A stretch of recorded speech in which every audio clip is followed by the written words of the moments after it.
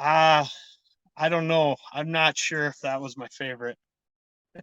This is me openly hating you right now.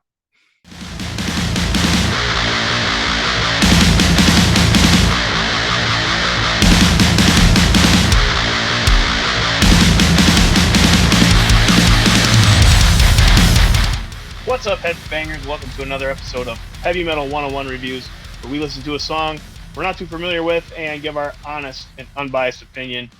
And hey, if you're new here, make sure to like, subscribe, comment, share the channel, hit the notification bell, all that stuff. And today we're checking out the band Raunchy and the song Luxuria, which is on their 2014 album Vices, Virtues, Visions.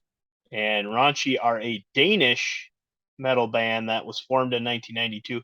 This is Chris's choice. So, Chris, do you have anything you want to say about Raunchy before we? Yeah, so Raunchy is probably the best band with the worst name.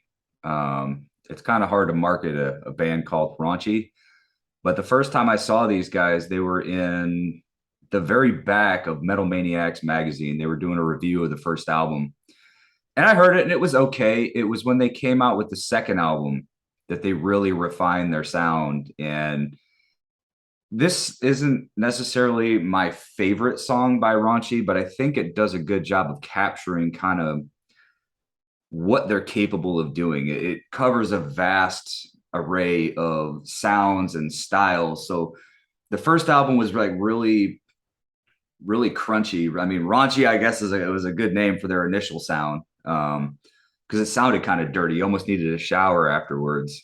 It kind of had that industrial sound with the really gritty guitars. And then I can stump for the name of the second album.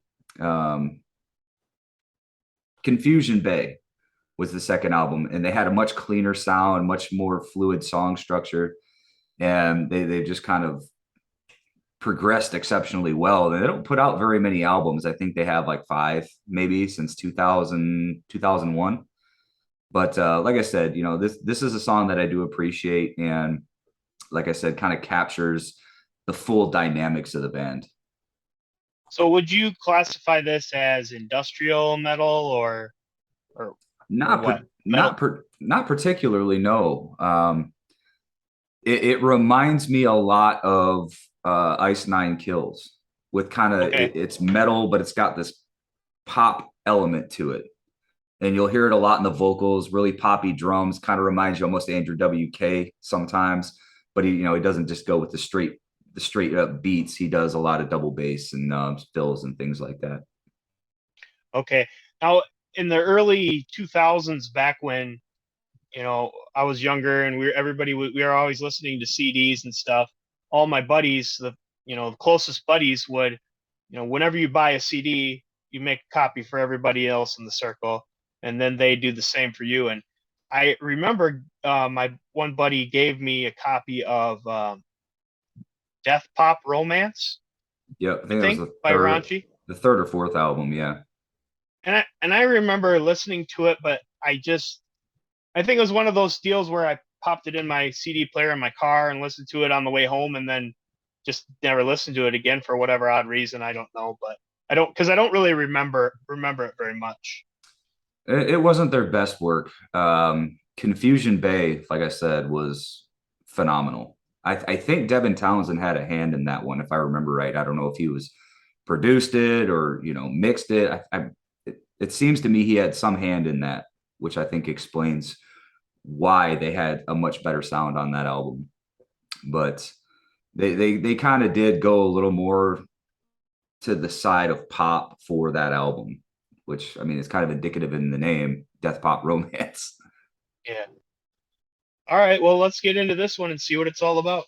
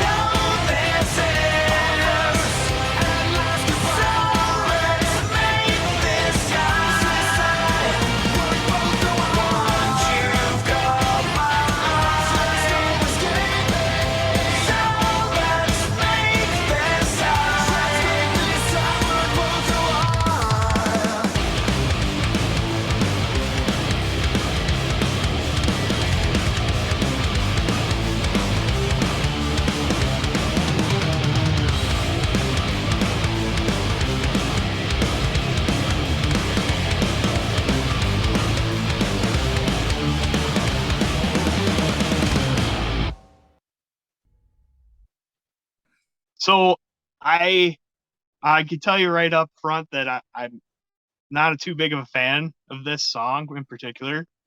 Like, um, there was there was more than one vocalist, right? Probably. I'm not sure. I don't know the dynamics of the band. Okay, like in the beginning, it almost sound like a dueling, like a guy saying, "I'm craving you, like I'll never need," and then the other vocalist comes in and sounded a lot to me like Fallout Boy. Never got into that, so I'm not familiar. Yeah, I know some of my friends liked it and I hated it, and they would play it just to piss me off all the time. So yeah, it's a unique there was a unique sound, there's almost like an electronic sludginess. You know what I mean? Yeah. Um, so there's definitely good things about it. I think it's just the vocals that kind of turned me off a bit because I've never been a fan of that style of like I don't know, like I don't know what to call it, almost like pop emo. I don't know, you know what I mean? Yeah. It's unique. I did kind of enjoyed it more when it was all like layered over each other, but yeah, it just wasn't one of my. It wasn't my cup of tea. That's not to say that the other albums by them or the other songs I wouldn't possibly like, but this particular song didn't really do it for me. Fair enough. Can't win every time. No, you can't. But what do you like about it? Talk about it a little bit and what you like about I'd say what I like about it is the pace. I like the pace. I it. like the different the dynamic the what's the word I'm looking for? The dynamics of it. And especially when it gets into that part with the tom fills, that amps me up every time. Um, but no, as like I said, I think it covers a vast variety of styles, and it kind of showcases, I would say, almost like the personality of the people in the band, because I'm sure that there's multiple influences coming from the different members, and they're all kind of bringing their own little piece in. Um, but that's what I've always appreciated about them. I'm not a big fan of pop. Um, to some extent, some things out there that I like it or I don't like it. I'm like anybody else, but I liked the way they incorporated that into this style of metal. I don't even know what you'd really classify it as. Yeah, I don't know. Like the reason why I asked if they're industrial is because I think that was the first genre that was listed on like Wikipedia. So I don't know, take that with a grain of salt, but I want to say like multiple times on this channel I've used the word poppy and I don't, I guess I don't really necessarily mean poppy, but more like that's my way of saying, it sounds more mainstream, I guess maybe would be the best description. Because like really very few of the songs we listen to are poppy, you know. They're That's nothing like Britney Spears or anything like that, or no, but I think there's always going to be elements of other styles within metal. Because if you look at the blues influence, the 50s and 60s, and how the Yardbirds and people like that kind of evolved into things like Sabbath, and we go forward, I think there's always going to be those trace elements there. Um, and I don't really know what defines pop. What defines pop?